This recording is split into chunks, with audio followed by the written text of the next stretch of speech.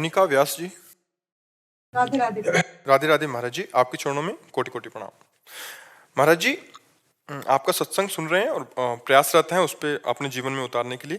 महाराज जी, एक दंपति अपने आध्यात्मिक संबंध को कैसे सुदृढ़ कर सकता है और भक्ति भाग में एक साथ कैसे प्रकृति कर सकता है ताकि उनका संबंध केवल सांसारिक मोह तक सीमित ना रहे बल्कि दिव्य प्रेम पर हाँ, वैसे हमने कई बार इसका उत्तर दिया है, पर फिर इनका आगे कहना चाह रहे हैं कि वो सभी जन्मों में एक साथ रहने का सौभाग्य प्राप्त हो और ये यात्रा यहीं तक सीमित ना रहे। ये मजाक है, ये मजाक है, इसकी पूर्ति कभी नहीं हो सकती। क्यों? क्योंकि हर जीव अलग अलग कर्म कर रहा है। मान लो आपका पति है, उसके अलग कर्म बन रहे हैं, आपका अलग कर्म बन रहा है और फल दोनों को अलग अलग मिलेगा, दोनों को फल अलग मिलेगा। इस शरीर में अभी आप हैं और जहाँ इस शरीर का ट्रांसफर हुआ तो हो सकता है वो नर्क जाए, आप स्वर्ग जाओ।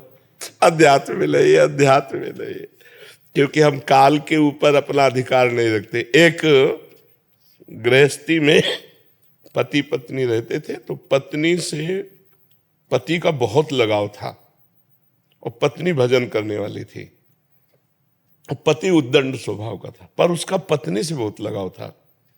प्राय ऐसा होता भी है। तो पत्नी से उसने कहा कि मैं तुम्हें कभी छोड़ूं नहीं, तुम हमें कभी ना छोड़ो।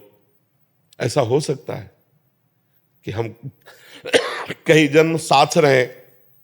तो विद्वान थी, उसने कहा ऐसा कभी नहीं हो सकता, ये केवल इसी जन्म में है। तो उसने कहा मैं तुम्हें कभी नहीं छोड़ना चाहता। तो बोले एक उपाय है, आप भगवान का भजन करो और भगवान से मांगो तो अगला जन्म भी भगवान दे देंगे और हमारा आपका संयोग करा देंगे। तो उसने कहा कैसे भगवान का भजन करें? तो उनका हमारे गुरुजी हैं, आएंगे हम आपको दीक्षा दिला देंगे। तो उनके गुरुजी जब समय पे आए तो उन्होंने दीक्षा के लिए कहा। तो गुरुजी ने कहा स्नान करके आओ। तो गांव के बाहर नदी थी, स्नान करने के लिए गए तो 4-6 मिल गए। उन्होंने कहाँ जा रहे हो? बोले आज गुरुजी आए, दीक्षा ले आए। अरे यार कहाँ फंस रहे हो? तो वो ऐसे आ गया, उसने कहा हम दीक्षा नहीं लेंगे ऐसे। तो उनका देखो, हमने भी प्रार्थना भगवान से की है कि अगला जन्म कम से कम हमारा तुम्हारा साथ हो। और अगर तुम भजन करते तो हमारी बात भगवान सुन लेते, लेकिन तुम भजन नहीं कर रहे हो, इसलिए मुझे लग रहा है हमारा तुम्हारा साथ इसी जन्म तक है। उसने कोई ध्यान नहीं दिया। अब पत्नी थी तो ज्यादा। दोनों का जब शरीर छूटा तो पति के राग के कारण उसकी मुक्ति नहीं हुई और एक राजा की राजकुमारी बनी वो, पति के राग के कारण। और पत्नी भजनानंदी थी तो उसके संकल्प के अनुसार वो अपने कर्मानुसार जड़ योनि हाथी की प्राप्त किया। पर उसी राजा के यहाँ जहां बहुत से हाथी रहते थे उनमें हाथी का बच्चा बनकर के वो आया। अब वो पशु था तो उसको पूर्व जन्म में ऐसी पत्नी तपस्विनी मिली थी, तो उसके प्रताप से जब राजकुमारी को देखा तो उसको याद आ गया है तो मेरी पत्नी है। अब मिले कैसे, बतावे कैसे? तो दूर से वो जैसे कभी राजकुमारी हाथियों को देखने के जाती वो चिल्लाता, लेकिन अब नजदीक जाने नहीं दे सकते। राजकुमारी का अलग, हाथी का अलग। जब राजकुमारी का स्वयंवर का दिन आया तो नए नए हाथियों को सजा के खड़ा किया। तो वो भी नौ किशोर अवस्था का हाथी हुआ तो रो रहा था, खाना पीना सब छोड़ दिया था। तो महावत ने राजा से, इस हाथी को कोई रोग नहीं, हमने चेक करवाया, पर ये न खा रहा है न पी रहा है, रुदन आंसू चल रहे हैं इसके।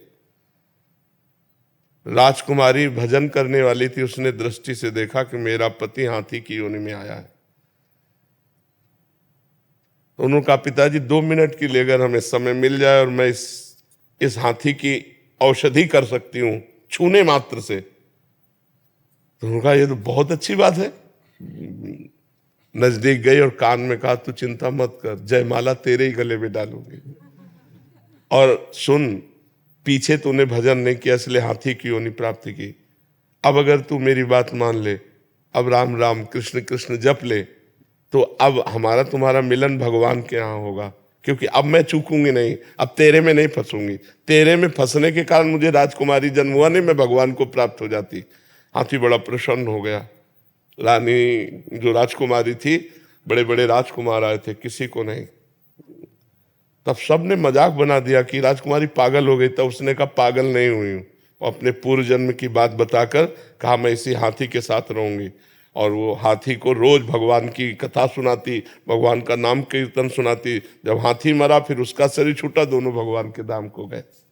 तो इसके चरित्र से लगता है कि यदि हम दोनों काफी समय तक साथ रहना चाहें तो भगवान से पास करवाना पड़ेगा।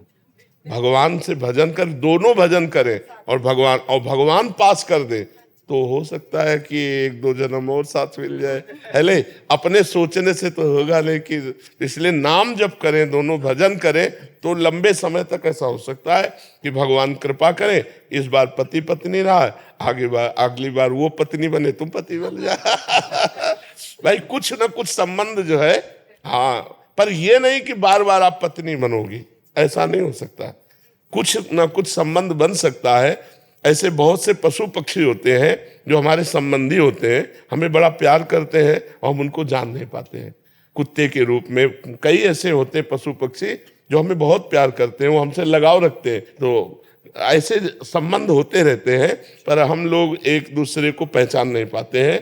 तो हमें चाहिए कि इस भगवान से पहचान बढ़ावे और भगवान से प्यार करें, और हमारा अंतिम जन्म हो हम भगवान को प्राप्त। महाराज जी आपने एक बार बताया था छिपकली भी बनना पड़ता। हाँ, अब जैसे घर से बहुत प्यार है और आपका अंतिम समय शरीर छूटने के समय याद आया कि हमारा घर छूट रहा है, तो छिपकली बन करके आओगे आप, और क्या। सांप भी बना। हाँ, सांप भी बनो, घर वाले डंडा मार मार के भगाएंगे। केवल आश्रय तत्व से श्री जी की चरण सेवा मिल सकती है। आश्रय से आश्रय और नाम जप, नाम जप जरूरी है। नाम जप के बिना आश्रय पुष्ट नहीं होगा, और जिसके हम आश्रित होते हैं तभी माना जाता है जब उसका सतत चिंतन होता है। गोस्वामी तुलसीदास जी ने कहा है, बिगड़ी जन्म अनेक की अब ही सुधरे आज होई राम को। पहला आश्रय, फिर नाम जप, दूसरी बात, और तीसरी बात तज कुसुमात, गंदी बातें सब, काम क्रोध लोभ मोह मद मत्सर, इनका त्याग कर दो। भगवान का निरंतर नाम जप करो, भगवान के आश्रित रहो, अनेक जन्मों की बिगड़ी अभी बन गई।